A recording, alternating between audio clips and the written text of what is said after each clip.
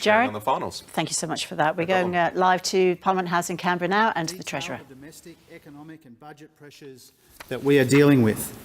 Provide some revised Treasury forecasts that try to reflect the circumstances that we have inherited in advance of a full update in the October budget, and outline our plan to deal with these conditions. This is about giving you the best sense we can of what is really going on, because there's no use tiptoeing around the pressure that people are under. You know what we're up against. You see it every day at the supermarket, in your pay packet, when the electricity bill arrives.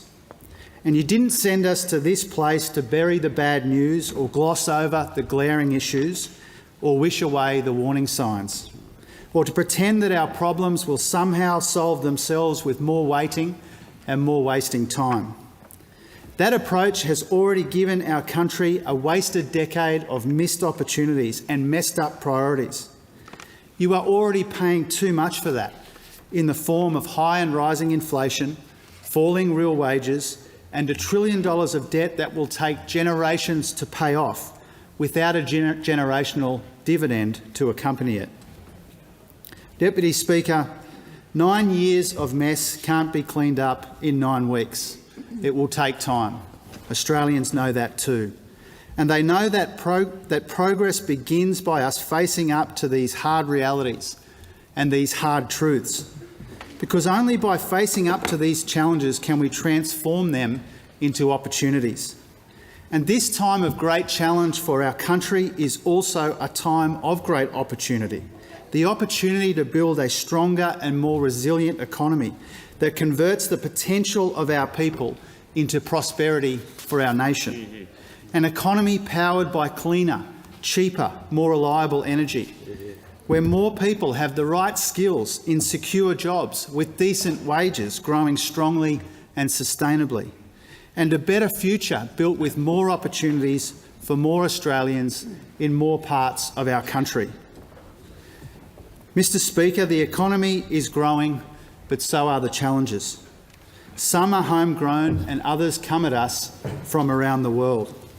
As Governor Phil Lowe and I were reminded at the G20 meeting a fortnight ago, the global picture is complex and the outlook is confronting. The world economy is treading a precarious and a perilous path. Higher global inflation, slower global growth, ongoing conflict and war, the impacts of COVID, clogged supply chains. All of this affects us in some form. And at that G20 meeting, the International Monetary Fund flagged that they would again be revising down their global growth forecasts. And this week they have, significantly downgrading the outlook for global growth in both 2022 and 2023. Now, these downgrades are broadly in line with Treasury's updated outlook for the global economy. The Treasury is forecasting global growth of 3.25% in each of the next 3 years, which is half a percentage point weaker in 2022 and 2023 than expected in the pre-election economic and fiscal outlook. The IMF is expecting global inflation to reach 8.3% by the end of this year, driven by higher food and energy prices and strained supply chains. In the United States overnight, the Federal Reserve has again raised interest rates by 75 basis points in response to the highest inflation figure recorded there in more than 40 years. And tonight, the preliminary US GDP result for the second quarter is again expected to be weak, after falling by 0.4% last quarter. Now, China is our biggest trading partner by a long way. What happens with China's domestic economy has a direct link to our national activity and income and prosperity.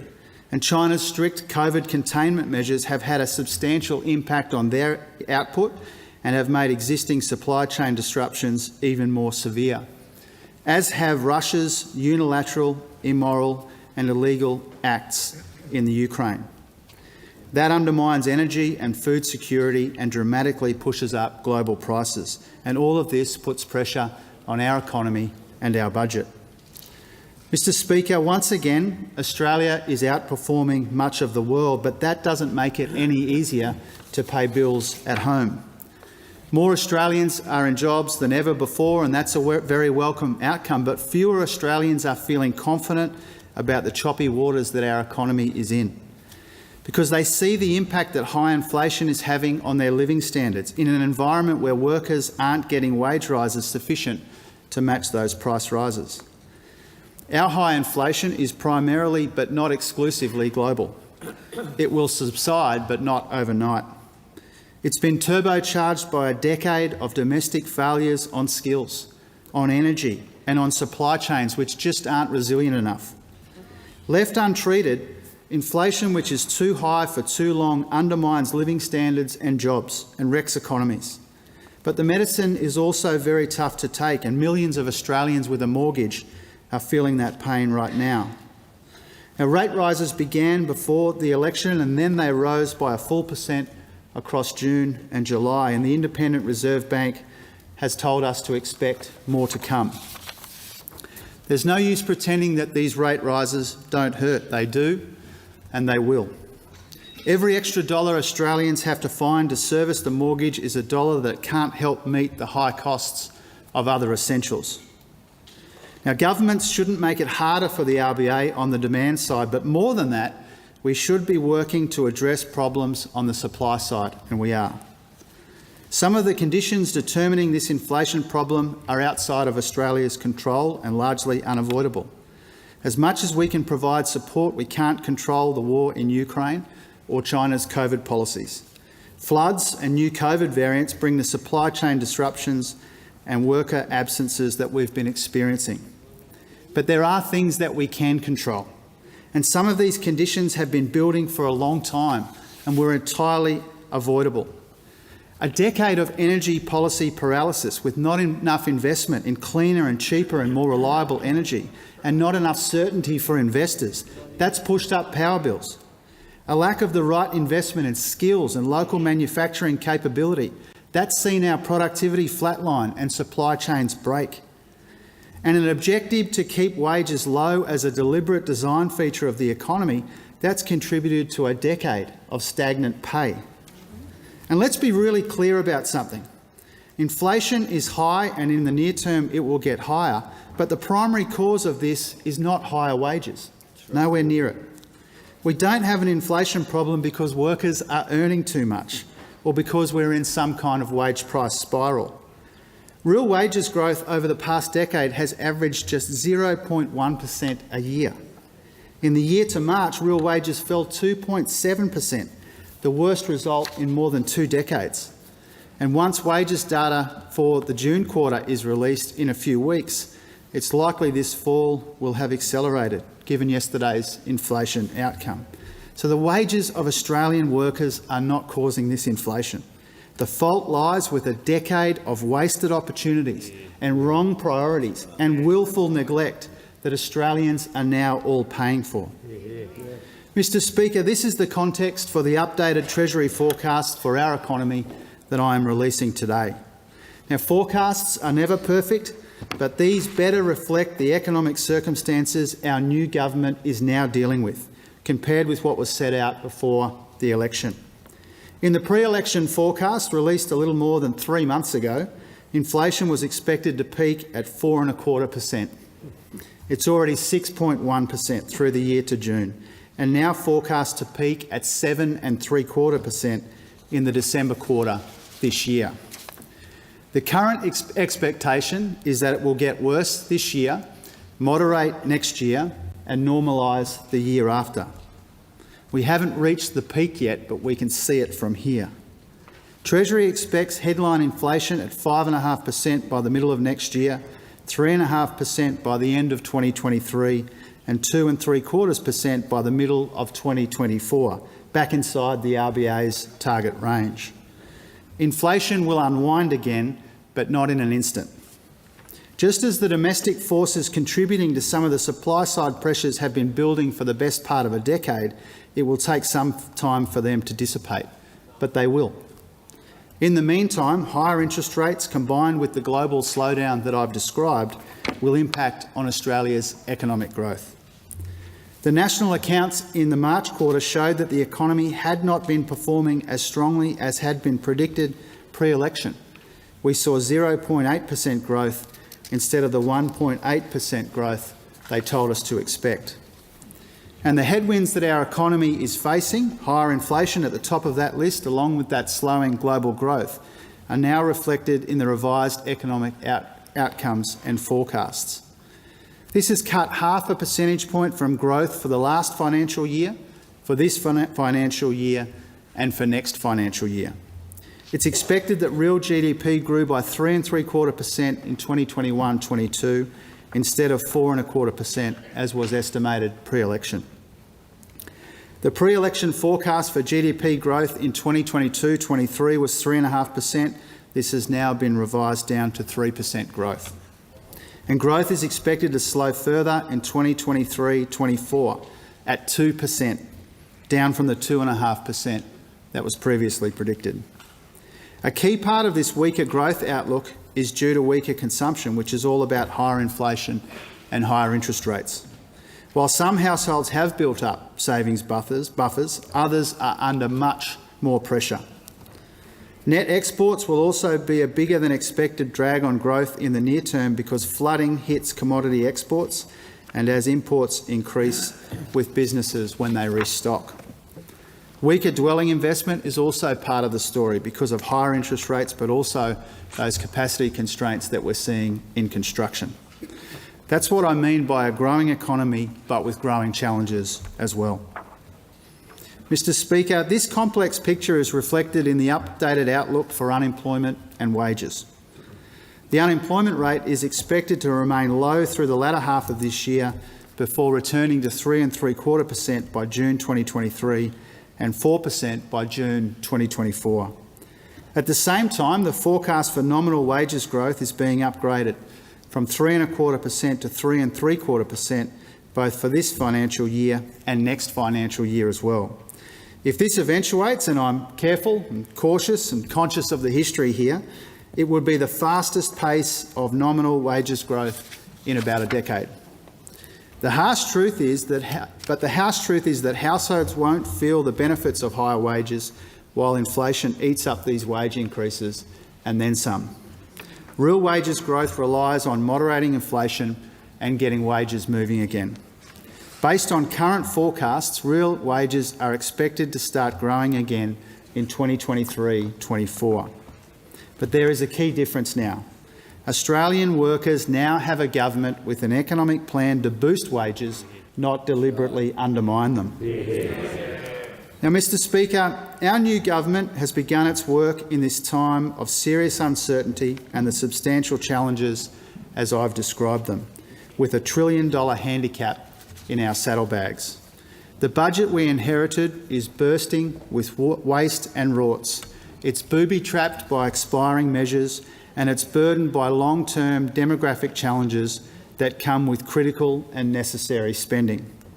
While the final budget outcome for 2021-22, published quite soon, is likely to show a dramatically better than expected outcome for that year, its temporary factors like supply chain disruptions, capacity constraints and extreme weather, which have delayed some of the planned spending, and now low unemployment and those volatile commodity prices which are boosting revenue. Now, these are factors that will not last forever or even for long. The short, medium and longer-term pressures on the budget are more pronounced. The temporary improvement in tax receipts may not persist over time. The impact on payments will persist, and the cost of interest on debt will grow as more debt is refinanced at higher interest rates. A full set of fiscal forecasts will be ready for the October budget, but we already know that additional COVID-related spending so far cost the budget an extra $1.6 billion this year alone. We expect that government payments will be around $30 billion higher over the forward estimates than was forecast pre-election because of inflation and wage expectations and how they flow through. And we know that vital government programs, which are already growing faster than the economy, have upside risks on spending growth. This includes health spending, the National Disability Insurance Scheme, providing decent aged care after years of neglect, fairer pay for aged care workers, which the Fair Work Commission is currently considering.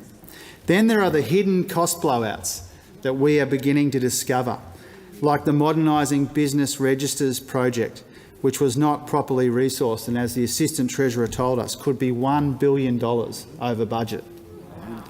Finally, we know that the debt burden left to us, the highest level as a share of the economy since the aftermath of the Second World War, with deficits stretching beyond the decade, is growing heavier because of the impact of higher interest rates on repayments.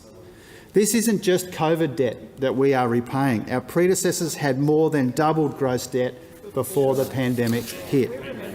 And we know that interest payments on government debt will be the fastest growing area of government spending, faster than the NDIS, faster than aged care, faster than hospital funding.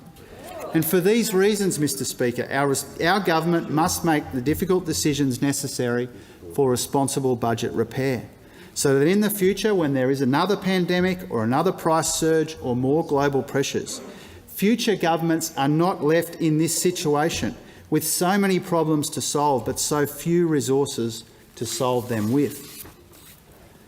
Mr Speaker, building our resilience against future shocks means starting to deal with the low-quality spending embedded by the previous government. That starts with the audit of rorts and waste that the Minister for Finance and I and our departments have begun. Going through the budget line by line, making sure that spending is about building value, not buying votes. Because right now, every household has to make tough decisions about what they can afford and what they can't, and it shouldn't be any different for government. And because the budget should be about high-quality investments in the right priorities. The Australian people endorsed our priorities in May, and they'll see them budgeted for in October. When the defining challenges in our economy are high and rising inflation, falling real wages and choked supply chains, and when our choices are constrained by that fiscal situation, our economic plan will do three things to lift the speed limit on our economy. First, help Australians with the costs of living by cutting childcare costs for approximately 1.26 million families and reducing barriers for parents, overwhelmingly women, to work additional hours, and by cutting the cost of medicines on the PBS by up to $12.50 a script. Second, grow wages over time by successfully arguing for a decent pay rise for the lowest paid, by supporting decent wages in the care economy, by training people for higher wage opportunities, by investing in industries which will deliver more secure, well-paid jobs. Third, unclog and untangle our supply chains and deal with the supply side of the inflation challenge by investing in cleaner and cheaper and more reliable energy, by addressing those skills and labour shortages, and with a National Reconstruction Fund to make us self-reliant. The growing pressures on the economy and the country don't make our election commitments any less important. They make them far more crucial, because our economic plan is a deliberate and direct response to the challenges and opportunities of this age. Responsible cost of living relief with an economic dividend in a time of higher inflation. Investing in the potential of our people in a time of flatlining productivity, skills shortages and falling real wages. Action on climate change before we run out of time, and focusing on budget repair and quality spending in a time of substantial fiscal pressures. Mr Speaker, Australians are paying a hefty price for a wasted decade. They know their new government didn't make this mess, but we take responsibility for cleaning it up. In our first few months in government, the scope and the scale of the challenges left for us to tackle, some parts known, other parts hidden, have been made clear. These challenges are confronting for all Australians, but we are not daunted by them, because in these first few months we have also been comforted, encouraged and energised by the sense of cooperation and common purpose that Australians share. People know not every good idea can be funded, not every support program can continue indefinitely, but there is a genuine appetite to address our challenges, a broad acceptance of the hard things that we have to do now to pay off in the future. Australians know that we'll only rise to this occasion if we work together. That's what the Jobs and Skills Summit in September will be all about. It's what the Albanese Labor government will be all about. Yes, we are in a challenging and changing world. The economic picture I've set out today represents a convergence of challenges, the kind of which comes around once in a generation. But this once-in-a-generation challenge represents a once-in-a-generation opportunity for our country as well, the opportunity to build a better future. And that's why our agenda is a multi-year effort for a multi-generation benefit, for a future that restores a link between hard work and decent wages, a future that recognises uniquely Australian potential and rewards it with uniquely Australian prosperity. A future that revives our ambition on climate change and repairs our diminished standing in the world. A future where we make more things for ourselves, create more wealth for ourselves and control our own destiny. We have it within us to stare down these threats, to steer our way through this difficult period and seize the opportunities of this new age, with an economy and a budget as resilient as the Australian people themselves, and with optimism and confidence that our best days lie beyond. I thank the House. I'll give the call to the Manager of Opposition. And that was the Treasurer, Jim Chalmers, delivering his much-anticipated economic statement to Parliament. Hello, I'm Jane Norman, and in a moment I'll be joined by the ABC's political editor, Andrew Probyn, for his analysis. But to recap, Mr Chalmers has confirmed economic growth in Australia is slowing, although he does not expect a recession, and inflation is rising, set to peak at 7.75% this year before moderating next year and returning to what he calls normal levels the year after in 2024. So what does it mean? Well, it means more short-term pain for household budgets, and potentially it means workers will have to wait a lot longer for a pay rise. Politically, it is tricky for the Labor government. During the campaign, its message was the cost of everything is going up except people's wages. We may have had a change of government, but that statement remains true. Now, the point of today's exercise really was that Jim Chalmers is laying bare the economic challenges that will largely frame his budget to be handed down in October. So some hints coming in today's statement. And it should be said, as he noted, many of the challenges are due to external events. Russia's invasion of Ukraine, the supply chain squeeze caused by COVID, and pent-up demand for goods. Well, let's bring in Andrew Probyn now, our political editor, for his analysis. And Andrew Probyn, we say much anticipated because Mr Chalmers has been talking about this really since Labor won the election, but there was a healthy dose of politics injected into this statement too. Yes, a great big dollop of politics, talking about a wasted decade. But look, let's go straight to the numbers. The numbers aren't great. The Reserve Bank has been saying for some time that inflation was going to get to about 7% by year's end. He's telling us today 7.75. That's really nasty. Nasty in the heights, because as far as it goes, it has to come down. And he says that by the middle of next year, it's going to be still 5.5% inflation. Still a high figure. Still a high figure, and 3.5% by the end of 2023. So we're talking possibly 18 months of effectively wages going backwards. Now, he says that wages will start increasing. That is real wages, which is obviously inflation, the difference between inflation and wage growth. He says that under their current forecasts, a big asterisk there. Yeah, if they are indeed. If they are proved to be correct, that there will be some real wage growth in 2023-24. But on those numbers, it looks like it won't really happen until 2024. That's a long time for workers to effectively be going backwards. And we're heading into the kind of latter stages of the Albanese government's first term really here, because, yeah, he's saying based on forecasts, wages growth is effectively expected to outpace inflation by the end of 2023-24. And so that's a long time for workers to be waiting for those wage growth, or for wage growth that they haven't seen in over a decade. The Treasury's estimation of the wage price index has been wobbly for years. I mean, it's not just their problem, it's been the problems of central banks around the world. But they're predicting here 3.75, that it should get around that towards the end of next year or into 2024. So, but that is still a pretty high figure. And he actually says, and Jim Chalmers, who's obviously knows that he has to be realistic with some of these predictions, given that they've had such a poor form of late. If Treasury were a bookie, you would be sacking him. But he'd say that would be he said that's the fastest pace of nominal growth, or would be the fastest pace of nominal growth in a decade. So I think we can all hope and wish that turns out to be correct. Yeah. Okay, let's set aside the numbers for a moment, because we know that a lot of the reasons for this right now are external. Jim Chalmers listed them, but he also said Australians know that the new government didn't create this mess. We've inherited $1 trillion worth of debt. It's all a disaster.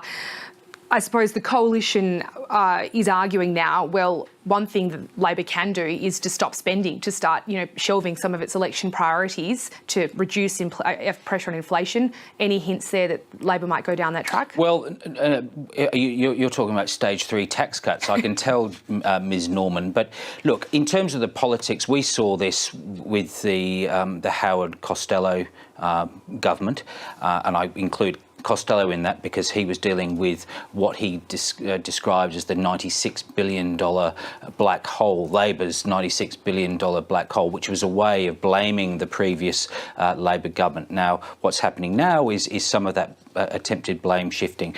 Now, Labor might be able to argue that it didn't create this mess, but it's been voted in to try and fix it, which has been acknowledged by the Treasurer. It's just that this job is really, really big.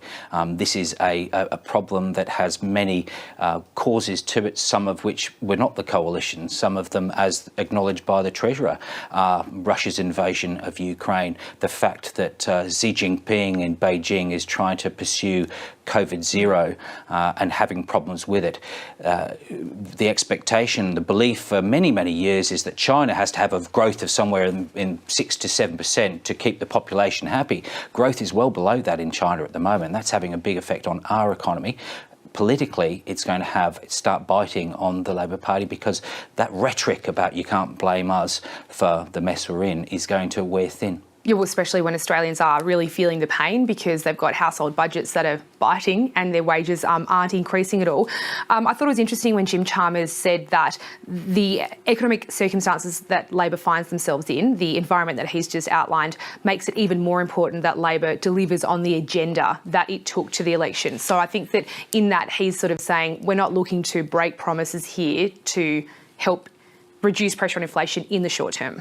And he talks about cost of living pressures. Now, that in the context of that, they talk about the childcare package, that they will bring down some cost of living pressures for families. But not until next year, though. Not until next year. And many of these things will have to be legislated. Some of them are a slow build. So there is not going to be much cost of living relief. We do have the LMITO, the low and middle income tax offset that's some people are receiving at the moment. Yeah, with their tax returns. Which in itself has some inflationary impact. But the question, the big political question, is whether Labor will be tempted to have a look at those stage 3 tax cuts. These are tax cuts that basically get rid of one of the. It sort of flattens the tax bracket. So basically, people will be paying no more than 30 cents in the dollar. So it's an enormous change, and it means I've just been doing some research. By 2024, the revenue that the government will be foregoing is something like $16 billion. It gets to about $37 billion by the 2030. So it's ginormous. Now there is still people above 200,000 will still be paying a higher nominal tax rate. But as you say, it flattens the tax rate between one figure, I forget the figure, but it goes up to 200,000. They will pay no more than 30% nominal marginal tax rate, I should say. Now, will they be tempted to backtrack on these stage 3 tax cuts, which were legislated before the pandemic?